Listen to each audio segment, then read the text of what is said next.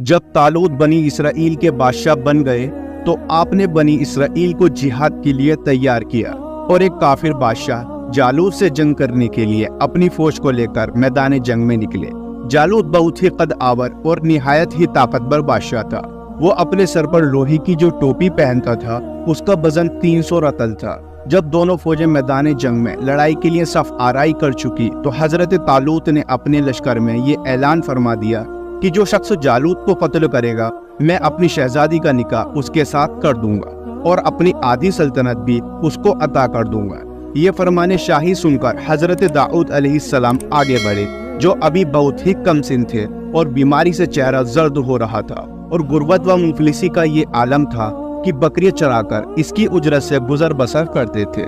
روایت ہے کہ جب حضرت داؤد علیہ السلام گھر سے جہاد کے لیے روانہ ہوئے تھے تو راستے میں ایک پتھر یہ بولا کہ اے حضرت داؤد مجھے اٹھا لیجئے کیونکہ میں حضرت موسیٰ علیہ السلام کا پتھر ہوں۔ پھر دوسرے پتھر نے آپ کو پکارا کہ اے حضرت داؤد مجھے اٹھا لیجئے کیونکہ میں حضرت ہارون علیہ السلام کا پتھر ہوں۔ پھر ایک تیسرے پتھر نے آپ کو پکار کر عرض کیا کہ اے حضرت داؤد علیہ السلام مجھے اٹھا لیجئے کیونکہ میں جالوت کا قاتل ہوں۔ آپ علیہ السلام نے ان تینوں پتھروں کو اٹھا کر اپنے جھولے میں رکھ لیا۔ جب جنگ شروع ہوئی تو حضرت داؤد علیہ السلام اپنی غوفن لے کر صفوں سے آگے بڑھے اور جب جالوت پر آپ کی نظر پڑی تو آپ نے ان تینوں پتھروں کو اپنی غوفن میں رکھ کر اور بسم اللہ پڑھ کر غوفن سے تینوں پتھروں کو جالوت کے اوپر پھینکا اور یہ تینوں پتھر جا کر جالوت کی ناک اور کھوپڑی پر لگے اور اس کے بھیجے کو پاش پاش کر کے سر کے پیچھے سے نکل کر 30 جالوتیوں کو لگے اور سب کے سب مقتول ہو کر گر پڑے۔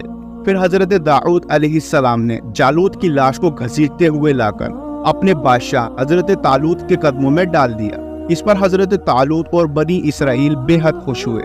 جالوت کے قتل ہو جانے سے اس کا لشکر بھاگ نکلا اور حضرت طالوت کو فتح مبین ہو گئی اور اپنے اعلان کے مطابق حضرت طالوت نے حضرت داؤد علیہ السلام کے ساتھ اپنی لڑکی کا نکاح کر دیا اور اپنی آدھی سلطنت کا ان کو سلطان بنا دیا۔ پھر جب پورے 40 برس کے بعد حضرت طالوت بادشاہ کا انتقال ہو گیا تو حضرت داؤد علیہ السلام پوری سلطنت کے بادشاہ بن گئے، اور جب حضرت شمویل علیہ السلام کی وفات ہو گئی تو اللہ تعالیٰ نے حضرت داؤد علیہ السلام کو سلطنت کے ساتھ نبوت سے بھی سرفراز فرما دیا۔ آپ سے پہلے سلطنت اور نبوت دونوں اعزاز ایک ساتھ کسی کو بھی نہیں ملا تھا۔ آپ پہلے شخص ہیں کہ دونوں عہدوں پر فائز ہو کر 70 برس تک سلطنت اور نبوت دونوں منصوبوں کے فرائض پورے کرتے رہے، اور پھر آپ کے بعد آپ کے فرزند حضرت سلیمان علیہ السلام کو بھی اللہ تعالیٰ نے سلطنت اور نبوت دونوں مرتبوں سے سرفراز فرمایا۔ اس واقعے کا اجمالی بیان قرآن مجید کی سورہ بقرہ میں اس طرح ہے کہ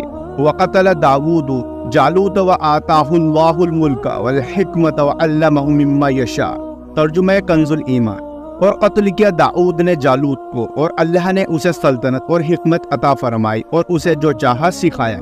حضرت داؤد علیہ السلام نے باوجود یہ کہ عظیم سلطنت کے بادشاہ تھے مگر ساری عمر وہ اپنے ہاتھ کی دستکاری کی کمائی سے اپنے خورد و نوش کا سامان کرتے رہے۔ اللہ تعالیٰ نے آپ کو یہ معجزہ عطا فرمایا تھا کہ آپ لوہے کو ہاتھ میں لیتے تو وہ موم کی طرح نرم ہو جایا کرتا تھا، اور آپ اس سے زرہ بنایا کرتے تھے اور ان کو فروخت کر کے اس رقم کو اپنا ذریعہ معاش بنائے ہوئے تھے، اور اللہ تعالیٰ نے آپ کو پرندوں کی بولی سکھا دی تھی۔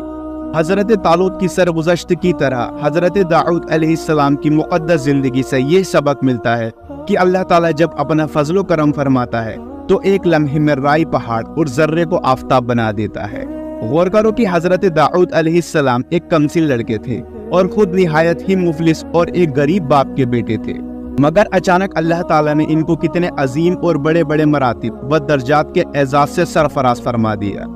کہ ان کے سر پر تاج شاہی رکھ کر انہیں بادشاہ بنا دیا، اور ایک بادشاہ کی شہزادی ان کے نکاح میں آئی، اور پھر نبوت کا بلند مرتبہ انہیں عطا فرما دیا کہ اس سے بڑھ کر انسان کے لیے کوئی بلند مرتبہ ہو ہی نہیں سکتا۔ پھر اللہ تعالیٰ کی قدرت قاہرہ کا جلوہ دیکھو کہ جالوت جیسے جابر اور طاقتور بادشاہ کا قاتل حضرت داؤد علیہ السلام کو بنا دیا، جو ایک کمسن لڑکے اور بیمار تھے، اور وہ بھی ان کے 3 پتھروں سے قتل ہوا۔ حالانکہ جالوت کے سامنے ان چھوٹے چھوٹے 3 پتھروں کی کیا حقیقت تھی، جبکہ وہ 300 رطل وزن کی فولادی ٹوپی پہنے ہوئے تھا۔ مگر حقیقت تو یہ ہے کہ اللہ تعالیٰ اگر چاہے تو ایک چوٹی کو ہاتھی پر غالب کر دے، اور اللہ تعالیٰ اگر چاہے تو ہاتھی ایک چوٹی کا کچھ بھی بگاڑ نہیں سکتا۔